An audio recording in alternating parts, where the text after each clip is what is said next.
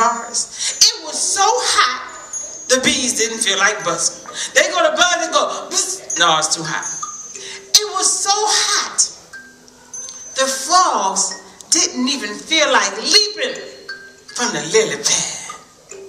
And Rabbit was really hot, because Rabbit's entire body is covered with what? Very good, fur. So he was really, really hot. And he was making his way back to his home inside that hole, right?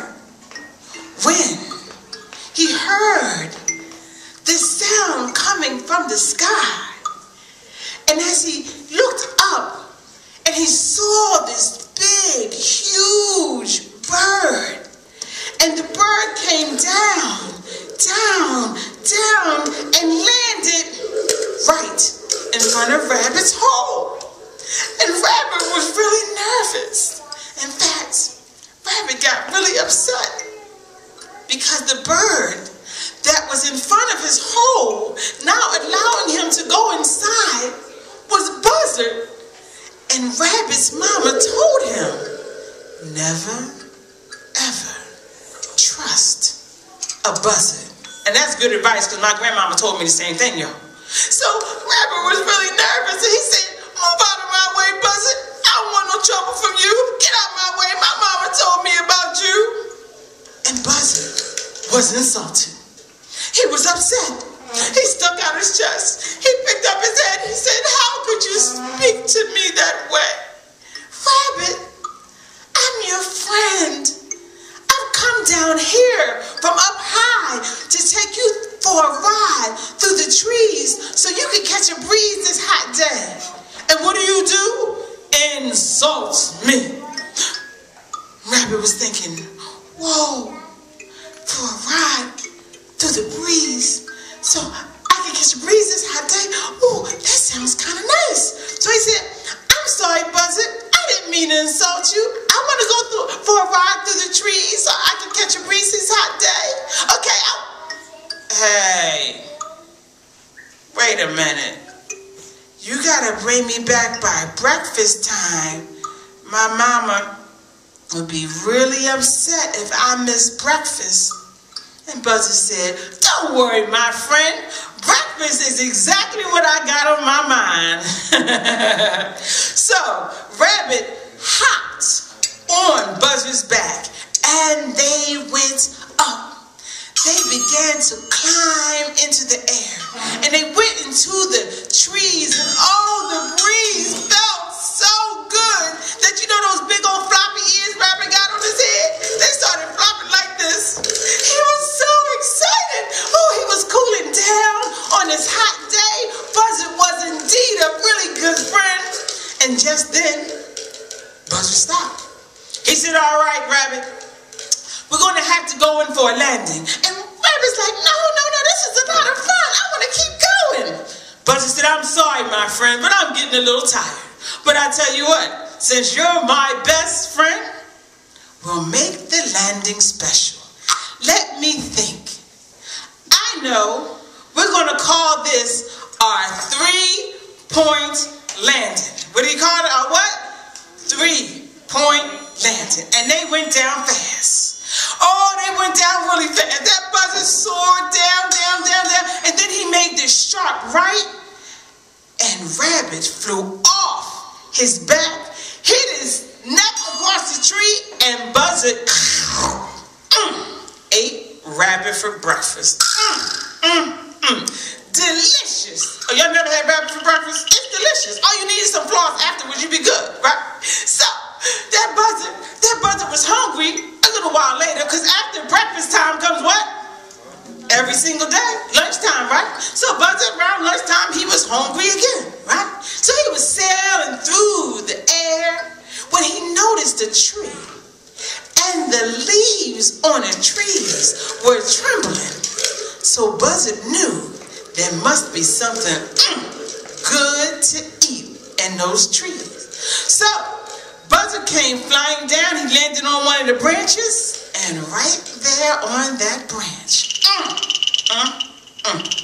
was Squirrel. And Buzzard knew that squirrel makes a delicious meal. And so, when Squirrel saw Buzzard, well, y'all know squirrels are nervous creatures, right? They always running around and jerking and running around, jerking and jerking and running around, right? And Squirrel's mama told him the same thing that Rabbit's mama told him. And that is, never, ever trust a buzzard. I'm telling y'all, that's good advice. So, when Squirrel saw that buzzard blocking his pathway, he got nervous. He said, look, Buzzard, I don't want no trouble from you. My mama told me about you. Move out my way, I'll beat you up. Well, Buzzard was insulted. Buzzard was upset. He said, Squirrel, how could you treat me like this? How could you speak to me this way? I've come down here from up high to offer you a ride through the trees so you can catch a breeze this hot day. And my dear friend, you insult me.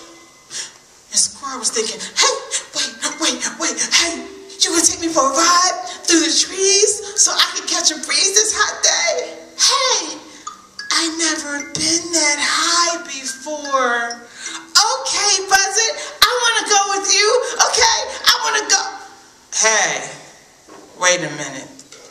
You gotta bring me back by lunchtime. My mama be real upset if I miss lunch. And Buzzard said, lunch is exactly what I got on my mind. So, Squirrel hopped on Buzzard back. He held on real tight, right? And they went up. And they began to climb into the air. And they climbed into the trees. And they went into the clouds. And when Squirrel looked down, he was amazed at what the trees looked like. He had never seen a tree from up top. Oh, he was so excited. And the breeze up there was delightful. And just as he cooled down, Buzzard stopped. He said, all right now, Squirrel, since you're my best friend, my only friend, I'm going to make this landing special just for you. Let me think. What should we call it? I know. We'll call it our 3-point landing. What do you call it? Our what? 3-point landing. And they went down fast. And they climbed down in the air. And they climbed down in the trees. And just when Squirrel thought it was safe to come off, that Buzzard made a sharp right. Really sharp. And that Squirrel flew off his back. He hit his head on a tree, broke his neck, and Squirrel, well, he was Buzzard's lunch. Squirrel for lunch is delicious, but it's like Chinese food. You're hungry just a few minutes afterwards, you understand? And so, after lunchtime comes what? Dinner time every day, right? So Buzzard was really hungry, right? And so, he was looking for something to eat for dinner. Now, Monkey saw everything.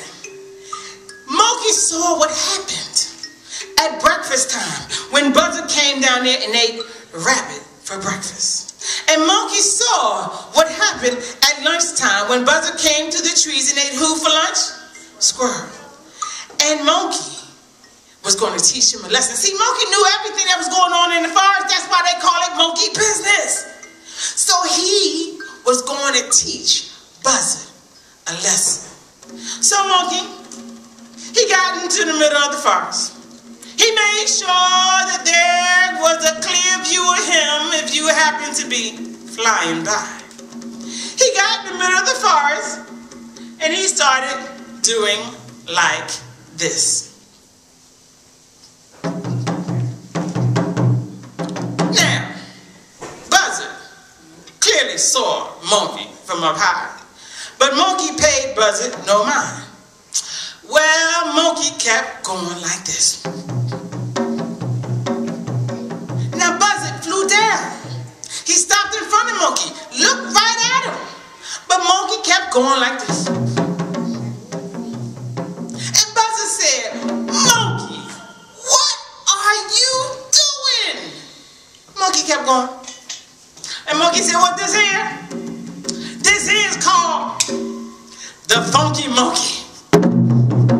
And Buzzard was like, oh, it's a dance. Monkey demonstrations. And Buzzer said, I like that dance. Can you teach me how to do that dance? Monkey said, nah, man. What people gonna say? The Buzzer doing a funky monkey. That's ridiculous.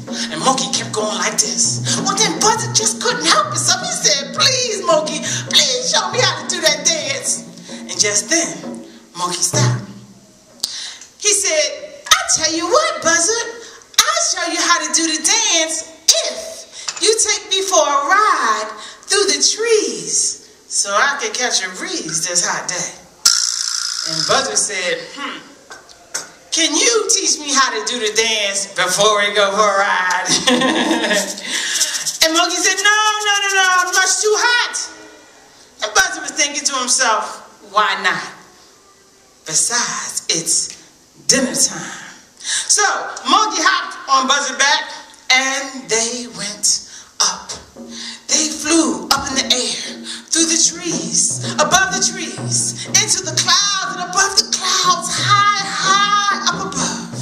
And Monkey was feeling good. Oh, the breeze was certainly much better up here.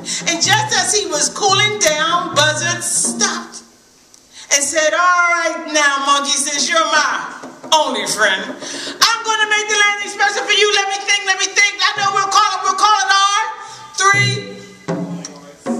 And so they went down fast. And they flew down through the clouds. They flew down through the air, down to the trees. And just then that Buzzer went to make that sharp right like he did earlier. But Monkey reached behind him with that long, what he got hanging back there? Tail.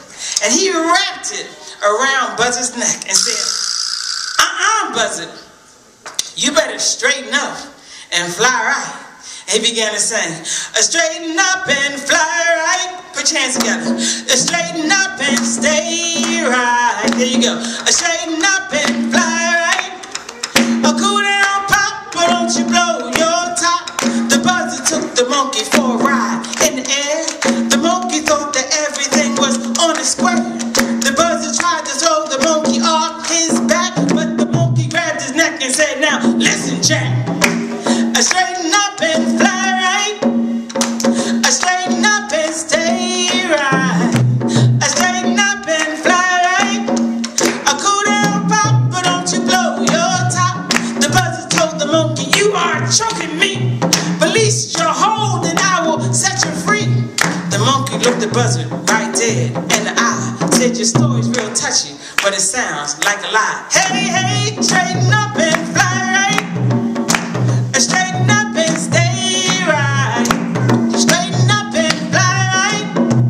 Cool down, pop, but don't you blow your top. Cool down, pop, but don't you blow your top. Cool down, pop, but don't you blow your top. Let's go, son. 1, 2, 3. Brown laid down his hammer and hoe. Down in the box. Down in the box. He did go. He did go. No more bondage for Henry Box Brown in the box by express. He did go in the box by express. He did go. Give these pretty women a hand.